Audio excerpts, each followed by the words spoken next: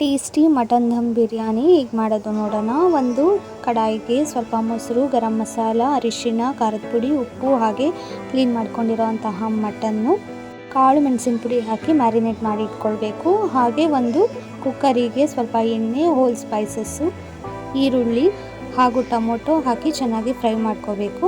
ಮತ್ತು ಮ್ಯಾರಿನೇಟ್ ಮಾಡಿರುವಂತಹ ಮಟನ್ನ ಹಾಕಿ ಒಂದು 3ರಿಂದ 4 ವಿಶಿಲು ಕೂಗಿಸ್ಕೋಬೇಕು. ಹಸಿಮೆಣಸಿನ್ಕಾಯಿ, ಹೋಲ್ ಸ್ಪೈಸಸ್ಸು ಹಾಗೆ ಬೆಳ್ಳುಳ್ಳಿ, ಶುಂಠಿ, ಈರುಳ್ಳಿ, ಕಾಳು ಮೆಣಸು, ಸ್ವಲ್ಪ ಧನಿಯಾ ಹಾಕಿ ಚೆನ್ನಾಗಿ ಫ್ರೈ ಮಾಡಿಕೊಂಡು ಅದ ನಂತರ ಸ್ವಲ್ಪ ಕೊತ್ತಂಬರಿ ಹಾಗೂ ಪುದೀನ ಸಹ ಹಾಕ್ಕೊಂಡು ಫ್ರೈ ಮಾಡಿ ಮಿಕ್ಸಿಗೆ ಹಾಕಿ ಗ್ರೈಂಡ್ ಮಾಡ್ಕೊಳ್ಬೇಕು. ಇನ್ನೊಂದು ಕಡೆ ಒಂದು ಸ್ವಲ್ಪ ಬಾಸುಮತಿ ರೈಸ್ನ ತೊಗೊಂಡು, ಇಲ್ಲ ನಿಮ್ಗೆ ಬೇಕಾದ್ರೆ ಜೀರಾ ರೈಸ್ ಸಹ ತೊಗೊಳ್ಬೋದು. ಒಂದು ಪಾತ್ರೆಯಲ್ಲಿ ನೀರು ಕುದಿಯೋಕೆ ಇಟ್ಕೊಂಡು ಸ್ವಲ್ಪ ಅರಿಶಿನ ಹಾಗೂ ಚಕ್ಕೆ, ಲವಂಗ, 1-2 ಯಾಲಕ್ಕಿ ಹಾಕ್ಕೊಂಡು ಅನ್ನ ಬೆಂದ ನಂತರ ಬಸ್ಕೊಳ್ಳೋದು.